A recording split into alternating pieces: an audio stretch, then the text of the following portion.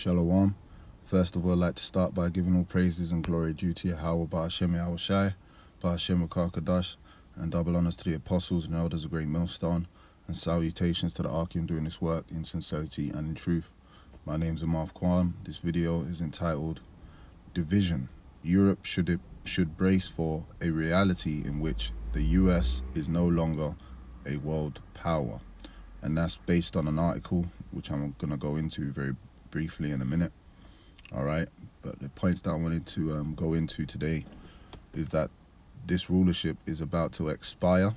All right, which we can highlight that in the scriptures and also in the article, and also the breakdown in relations between the US and other NATO membership countries has an increasing economic impact. And lastly, the security of all countries, NATO members and none, are less safe, and trust between all parties regarding alliance has become ever more murky, all right, and unstable. So to begin with, we're going to start by reading Matthew 12 and 26.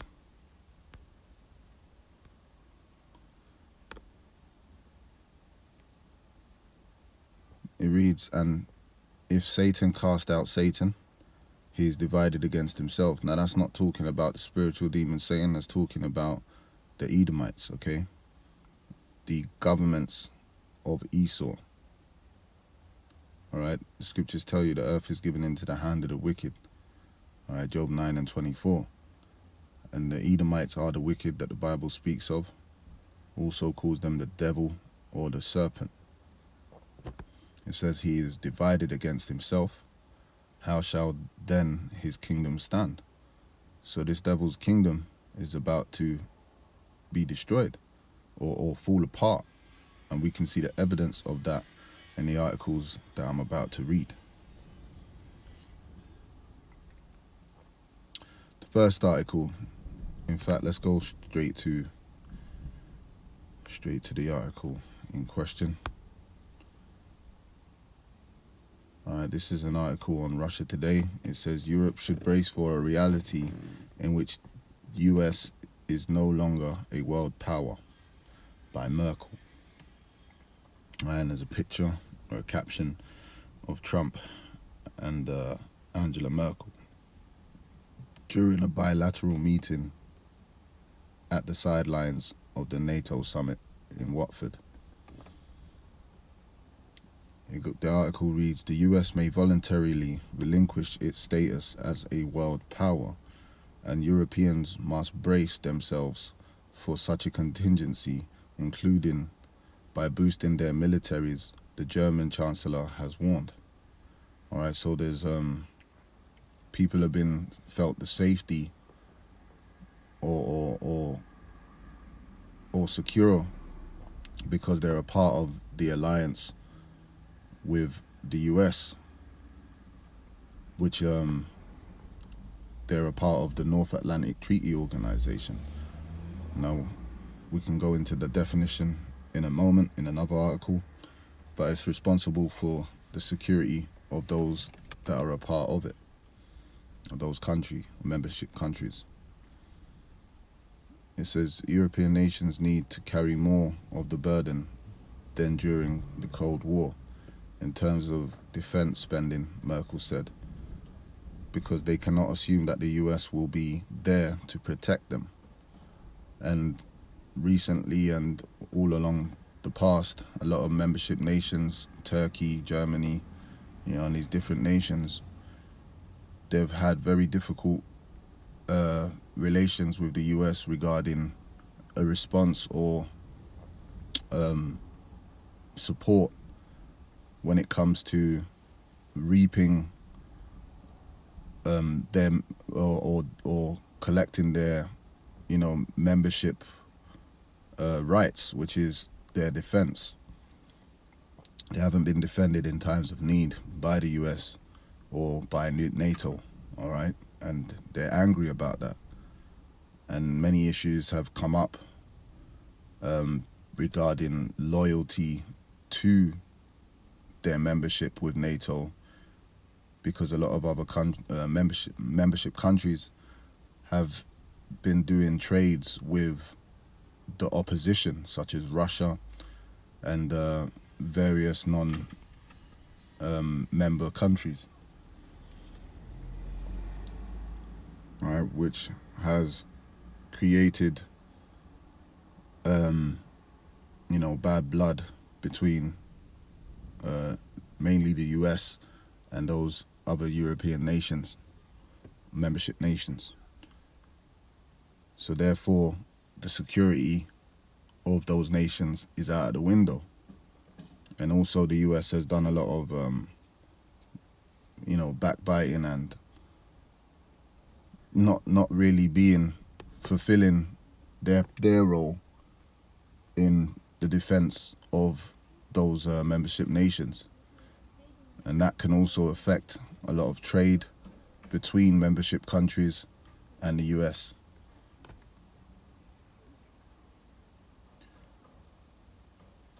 So from here, just to scroll down, there's another article on RT. It says, we are experiencing brain death of NATO. Now, what happens when you have a person or an animal, or even a serpent, if you wound the head, then the rest of the body is powerless. And that's what's happening with America. Those members of NATO are powerless if America, because America's in control. And if America doesn't act when they're needed, then they're left out there vulnerable to war. So from here, let's go to this article, which was updated in April 10th, 2020. It says, NATO, its purpose, history and members. The North Atlantic Treaty Organization, NATO, is an alliance of 28 countries that border the North Atlantic Ocean. The alliance includes the United States, most European Union members, Canada and Turkey. The United States contributes 3/4 of NATO's budget during the 2016 presidential campaign. Donald Trump said other NATO members should spend more on their military. Only 4 countries reached the targeted spending of 2% of gross domestic product. They are the United States, the United Kingdom, Greece, and Estonia. At the July 11, 2018 NATO summit, President Trump requested that NATO nations increase their defense spending to 4% of their gross domestic product, GDP. To illustrate, the United States spent 4.5% GDP in 2017. That's $886 billion in military spending, divided by 20 trillion in US GDP. Trump also criticized Germany for asking the United States to protect it from Russia while importing billions in natural gas from that supplier. So that's where you get murky relations between membership countries of NATO and their opposition. He has accused NATO of being obsolete. So these nations are looking at America with disdain, and America is looking at these nations like F you, basically. We're not gonna be there when you need us.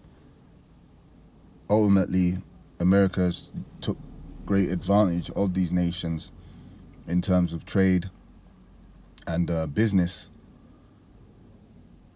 but that is slowing down because these nations are waking up to this devil and how he works, and they've lost all their customs and their ways of life, and they've took on Esau's system, and everything else that comes with it, and his philosophies. But what good has it done for their nation and their people, but get them into massive debt and also poverty? So these nations are fed up with the US and how it operates. So they're calling this membership obsolete. It says he argued that the organization focused on defending Europe against Russia instead of combating terrorism. Member countries worry that Trump's criticism of NATO and praise for Russia's leader, Vladimir Putin, mean they can no longer rely on the United States as an ally in case of attack. So you can see that Trump is aware of the long history and relationship between these European nations, member nations and countries, that the trust in the US has is very residual. All right, there's little trust in what their membership brings.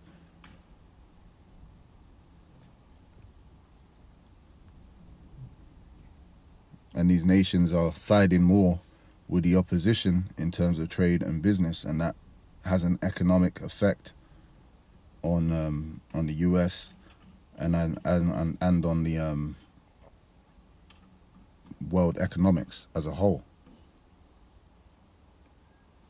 Because before you have a world war in a physical sense, you have an economic war. And how can you bring down your opposition if you're purchasing, missile systems and different weapon technologies from them? So this is like an insult to the US. So from here, let's go to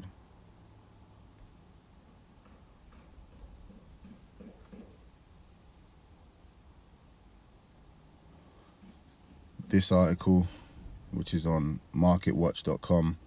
Trump threatens delinquent NATO members with trade penalties as he says China deal can wait. So he describes them as, in the title, as delinquent members. All right.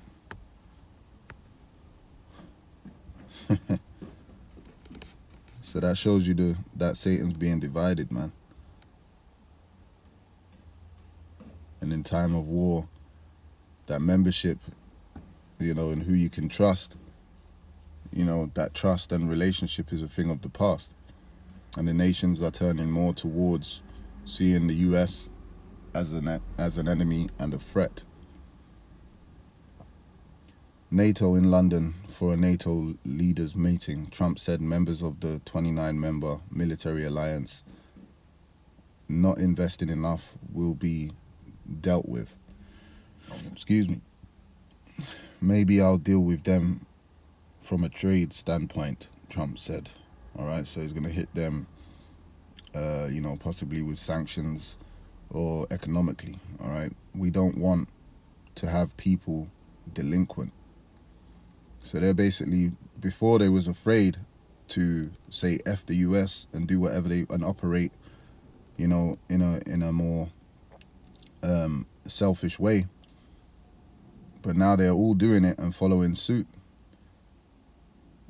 Now the US is gonna have to do something in reaction to, to these nations, against the will or the authority of the US and their membership. It says Trump was speaking alongside French President Emmanuel Macron Monday.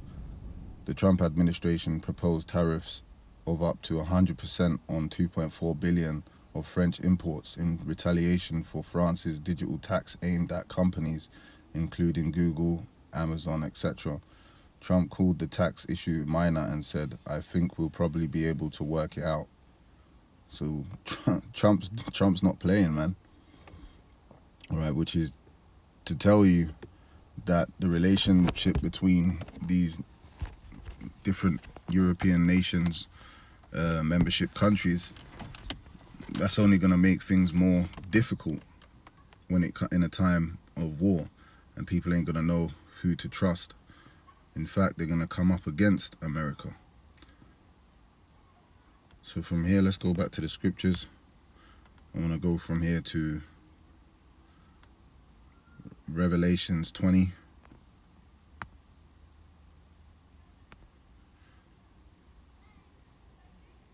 And 1. It says, "And I saw an angel come down from heaven, having a key of the bottomless pit." That bottomless pit represents Europe, and a great chain in his hand. And he laid hold on the dragon. All right, the dragon represents the old Roman Empire, and now we're living in the second leg of the Roman Empire, and you can read that in Daniel's. All right, the book of Daniel's, and he laid hold. Oh, by the way, in the book of Daniel's, you can read the second chapter. Basically, it goes into the different kingdoms and rulerships of the world, or the main ones. The Babylonian Empire, the Greeks, the Romans, etc., the Medo-Persian Empire.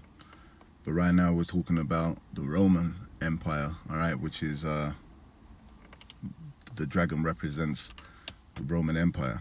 It says that old serpent, and that's how we know in terms of the old serpent. When you go back to the book of Genesis, the 3rd chapter, it speaks about a serpent, okay, in which that serpent was not an actual snake, it was a man, all right, and that man is the early progeny of who people call themselves white people today, so-called white people, because biblically they're known as Edomites. Now, when you trace their biblical progeny, they go back to that serpent, that man who had the likeness of a serpent, or slickery, all right, or tricky, or deceptive in nature. Now, in the New Testament, Yahushua was cursing out Israelites, okay, wicked Pharisees, etc., and he called them serpents and vipers, showing you it was a derogatory term to be called a serpent. Nonetheless, that just shows you as an example that men can be called serpents. So that serpent back in Genesis, the 3rd chapter, that was an actual man, all right, and that old serpent is in relation to the Romans, man. They were Edomites, and he laid hold on the dragon, that old serpent, which is the devil and Satan, all right. So Esau is the adversary, man, and he is the devil. He's deceptive. It's the same spirit of that old serpent, that man back in Genesis. In terms of this rulership now, it's the same people, and bound him 1,000 years. All right, so the Roman Empire fell, but it was continued by Jakes, and they named it the Holy Roman Empire.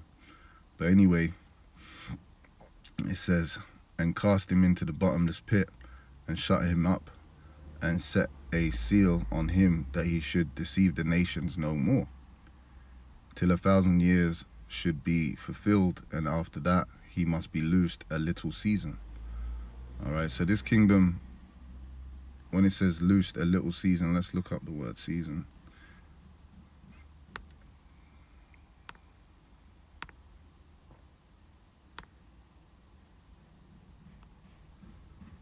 Chronos,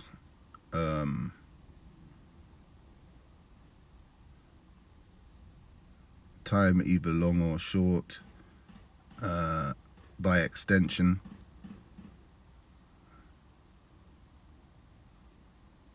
A particular period.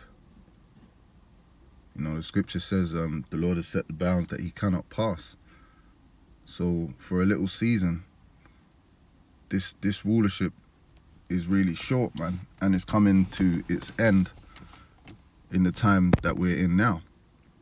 Seeing the evidence of the breaking down of the relationship between these NATO countries. All right, but the point I wanted to mainly make was, that serpent, Satan is being divided against himself, and these different governments and different countries are starting to hate each other. And what's that going to bring? That's going to bring war, and the ultimate conclusion or the outcome of all these different things taking place, these sanctions, it's going to bring destruction to America. So from here, let's go to Jeremiah 51.